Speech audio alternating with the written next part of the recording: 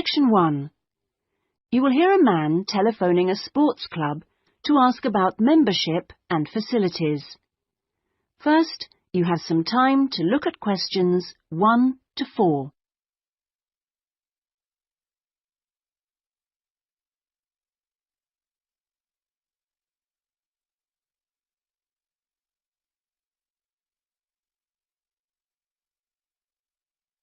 You will see that there is an example that has been done for you. On this occasion only, the conversation relating to this will be played first. Good morning. Sorry, it's gone 12. I'll start again. Good afternoon, Kingswell Sports Club. How can I help you? Oh, good afternoon. I was wondering if you could give me some information about membership and facilities.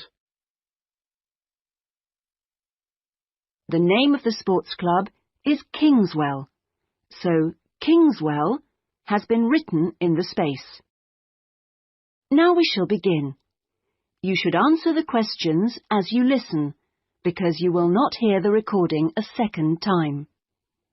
Listen carefully and answer questions 1 to 4. Good morning. Sorry, it's gone 12. I'll start again. Good afternoon, Kingswell Sports Club. How can I help you? Oh, good afternoon. I was wondering if you could give me some information about membership and facilities. Of course. What would you like to know? Do you have tennis courts, for example? No, I'm afraid we don't. We're primarily a golf club. What about football? I heard you had a team. No, I'm sorry. Perhaps you're thinking about Fresham Sports Centre. Oh, right. I know it. I played badminton there. Have you? They've got a lot of facilities we don't have, and vice versa. We do have a Keep Fit studio, which is very popular with members, and then as well as that, there's swimming, of course. That's good. I like to swim every day. We have a range of classes, too. Do you have judo classes? I'm keen to learn. Well, at the moment, we offer kickboxing. We're planning to add judo and stretch classes soon. We're currently running a range of yoga classes, too. What about relaxing after exercise? I assume you have a restaurant or something?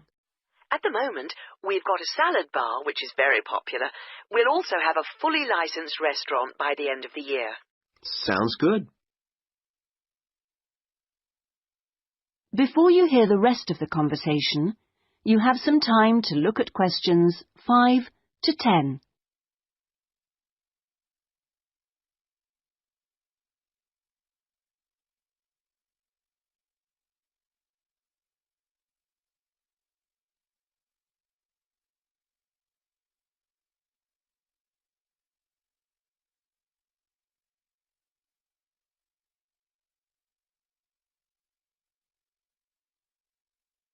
Now listen and answer questions 5 to 10.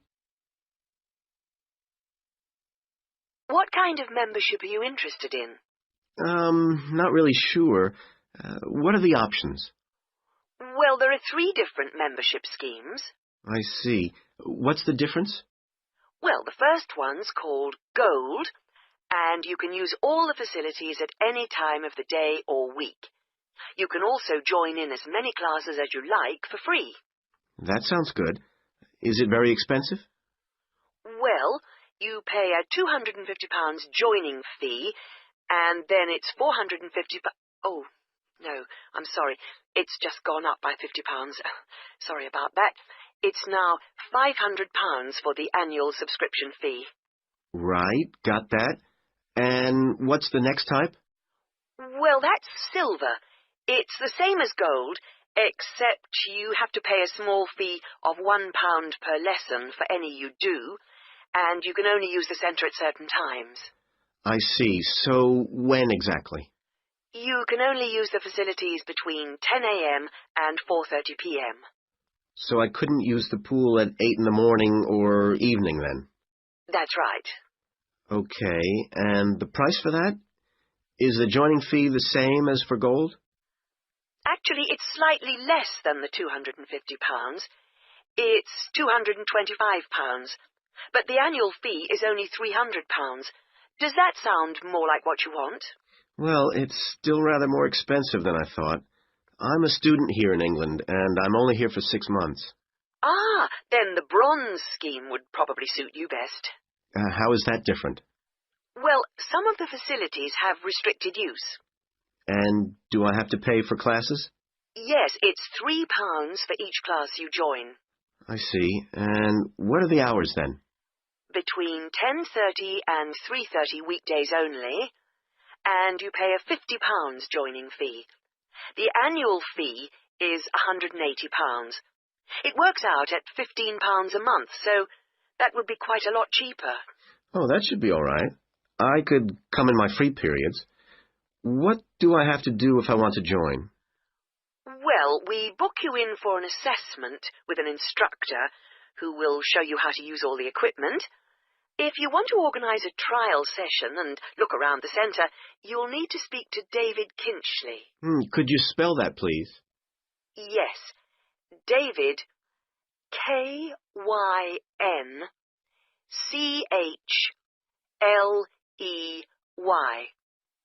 I'll give you his direct line number. It's 0458 95311. Thanks. Thank you for calling Kingswell Sports Club. That is the end of section 1. You now have half a minute to check your answers.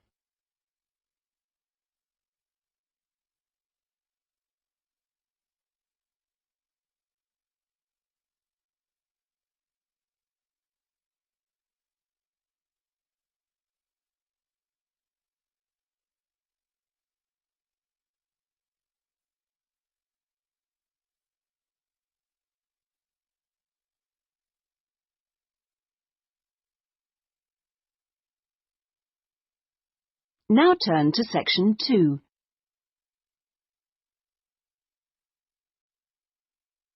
Section 2. You will hear a local radio broadcast about the Rivendell City Theatre. First, you have some time to look at questions 11 to 16.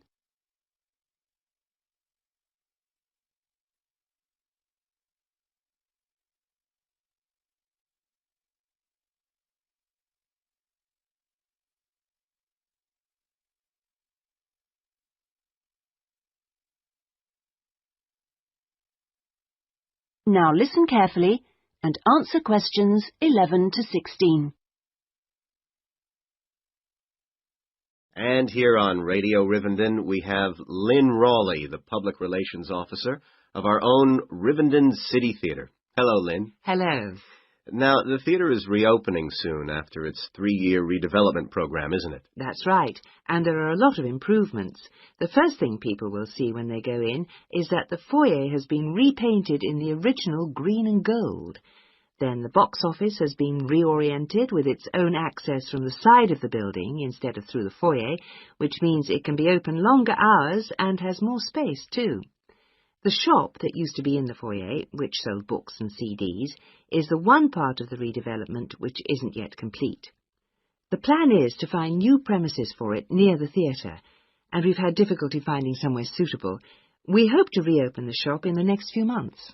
Will audiences find any difference in the auditorium? Yes, we've increased the legroom between the rows. This means that there are now fewer seats, but we're sure audiences will be much happier. And we've installed air conditioning so it won't get so hot and stuffy. We already had a few seats which were suitable for wheelchair users, and now there are twice as many, which we hope will meet demand. Something else that will benefit audiences is the new lifts. The two we used to have were very small and slow. They've now gone, and we've got much more efficient ones. Anything for the performers? Yes, we've made a number of improvements backstage. The small, dark dressing rooms we used to have been converted into 2 large, airy rooms, so they're much more comfortable now. And the state-of-the-art electronic sound and lighting systems have been installed. Before you hear the rest of the talk, you have some time to look at questions 17 to 20.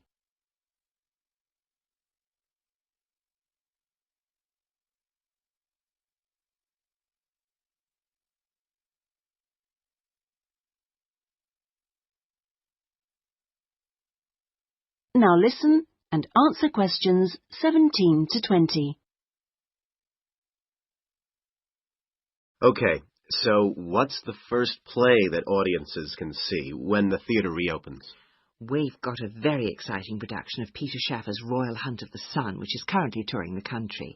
That starts on October the 13th and runs till the 19th. We're experimenting a bit with the time the curtain goes up. We used to start all our performances at 7:30, but that made it difficult for people to go home by public transport. So instead, we're beginning at 7, because at 9:45, when it finishes, there are still buses running. Tickets are already selling fast. The Friday and Saturday performances sold out almost immediately, and in fact now there are only tickets for Monday and Thursday. How much are they? We've introduced a simpler price structure. Ticket prices used to range from £6 to £30, but now they're all £18. They're available from the box office, in person, by phone, fax or post, or online. Okay, Lynn, now if you'd like to give the contact details for the theatre so that our listeners... That is the end of section 2. You now have half a minute to check your answers.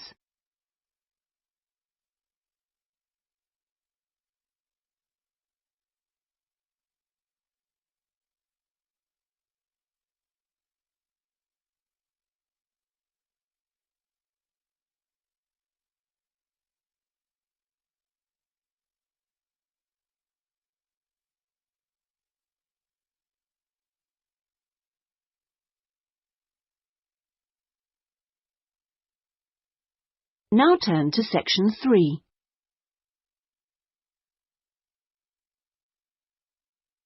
Section 3. You will hear a man inquiring about college courses. First, you have some time to look at questions 21 to 25.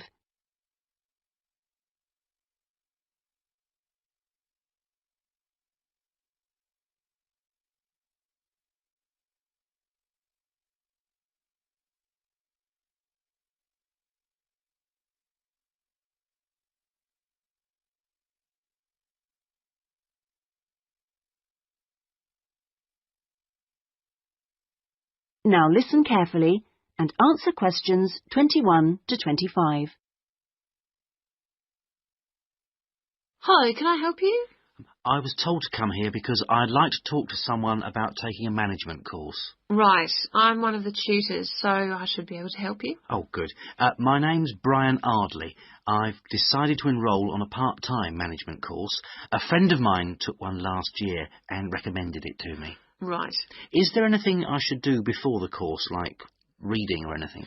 We prefer to integrate reading with the course, so we don't give out a reading list in advance. But we like people to write a case study describing an organisation they know. I've already done that, as my friend told me you wanted one. But would it be possible to sit in on a teaching session to see what it's like? I haven't been a student for quite a while. Fine. Just let me know which date and I'll arrange it with the tutor. Now, could I ask you about the college facilities, please? Anything in particular? Well, the course is 1 day a week, all day, isn't it? So presumably it's possible to buy food. Yes, the refectory's open all day. Does it cater for special diets? I have some food allergies. Provided you warn the refectory in advance, it won't be a problem. Good. What about facilities for young children? I'd like to bring my daughter here while I'm studying. How old is she? 3. Then she's eligible to join the nursery, which is supervised by a qualified nursery nurse. The waiting list for a place is quite long, though, so you ought to apply now. OK. I don't know if our careers advice service would be of any interest to you. Yes, it might help me decide how to develop my career after the course. The centre has a lot of reference materials and staff qualified to give guidance on a one-to-one basis. I noticed a fitness centre next to the college. Is that for students? It's open to everyone, but students pay an annual fee that's much less than the general public pay. And presumably the college library stocks newspapers and journals as well as books. Yes, and there's also an audio-visual room for viewing and listening to videos, cassettes and so on. Is there also access to computers? Yes, your tutor will need to arrange with a technical support team for you to get a password, so ask him or her about it when you start the course. OK. Before you hear the rest of the conversation, you have some time to look at questions 26 to 30.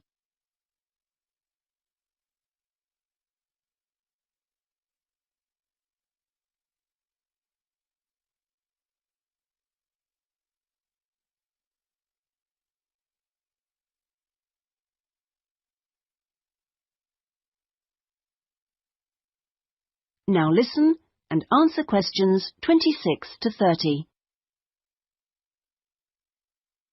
By the way, do you know about our business centre? No, what's that?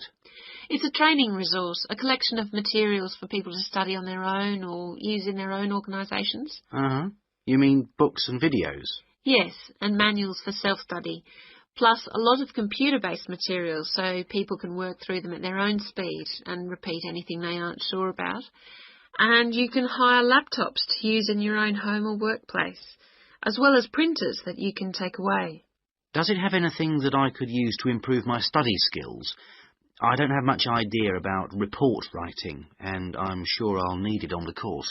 Oh, yes, there's plenty of useful material. Just ask one of the staff. Does the centre cover all the main areas of business? Yes, topics like finance and, of course, marketing, that's a popular one. Local managers seem to queue up to borrow the videos. So it isn't just for students, then? No, it's for members only, but anyone can join. How much does it cost? £100 a year for a company and £50 for an individual, with no discount for students, I'm afraid. Well, that's very helpful. Well, I think that's all. I'd better go home and fill in the enrolment form. Thanks for all your help. You're welcome. Goodbye. Goodbye. That is the end of section 3. You now have half a minute to check your answers.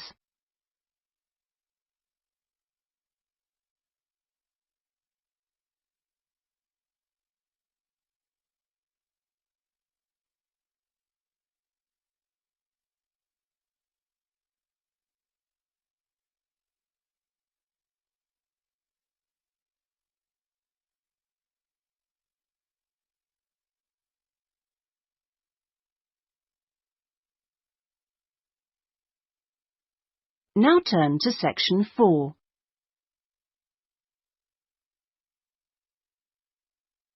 Section 4. You will hear a talk on a social history of the East End of London. First, you have some time to look at questions 31 to 40.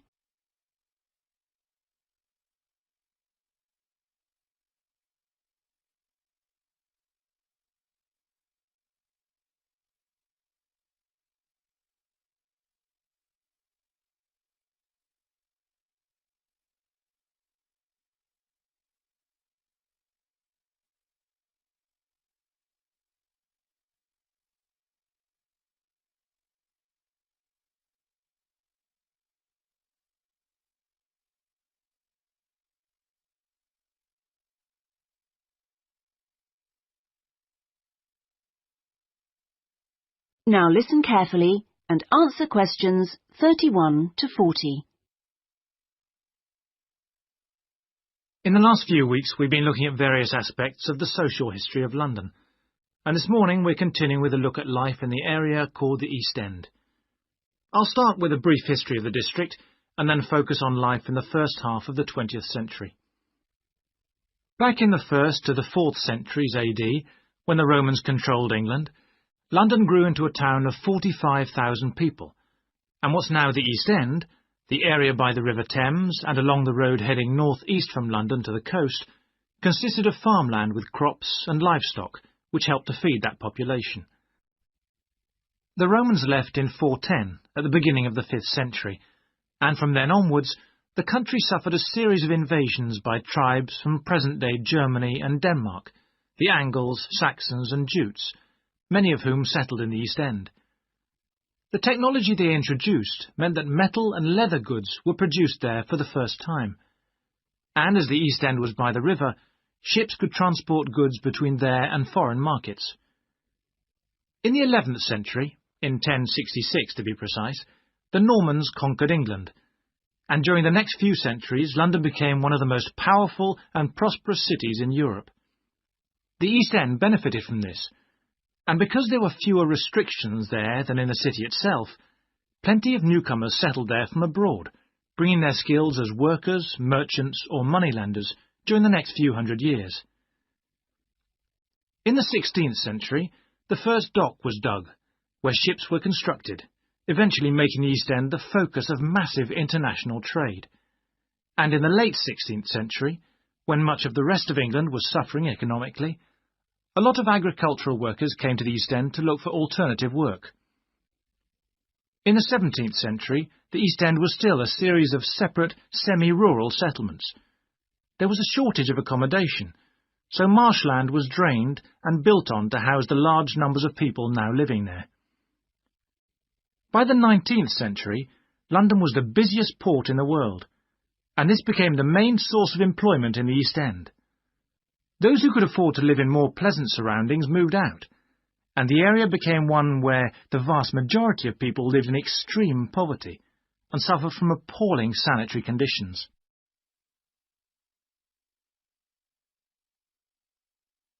That brief outline takes us to the beginning of the 20th century, and now we'll turn to housing. At the beginning of the century, living conditions for the majority of working people in East London were very basic indeed. Houses were crowded closely together and usually very badly built because there was no regulation. But the poor and needy were attracted by the possibility of work, and they had to be housed. It was the availability rather than the condition of the housing that was the major concern for tenants and landlords alike. Few houses had electricity at this time, so other sources of power were used, like coal for the fires which heated perhaps just one room. Of course, the smoke from these contributed a great deal to the air pollution for which London used to be famous. A tiny, damp, unhealthy house like this might well be occupied by 2 full families, possibly including several children, grandparents, aunts and uncles. Now, before I go on to health implications of this way of life, I'll say something about food and nutrition. That is the end of section 4. You now have half a minute to check your answers.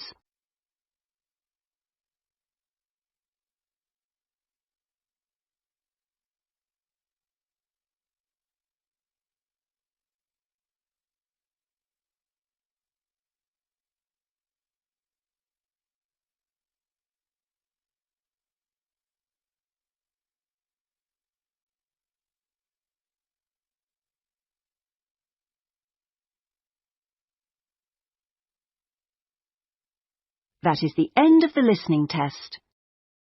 In the IELTS test, you would now have 10 minutes to transfer your answers to the listening answer sheet.